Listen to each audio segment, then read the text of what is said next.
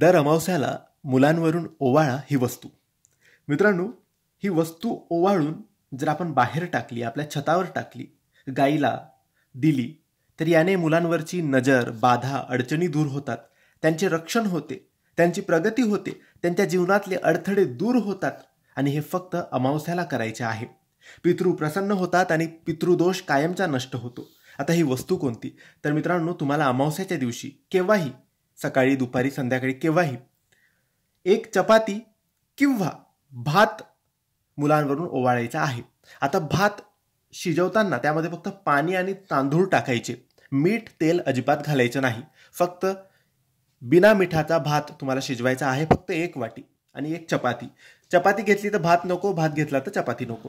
एकच कोणती वस्तू घ्यायची, मुलांवरून ओवाळायची. 2 मुलं असतील तर 2 वाट्या, 2 चपात्या घ्यायच्या आणि बाहेर छतावर किंवा बाहेर कुत्र्याला टाकायची.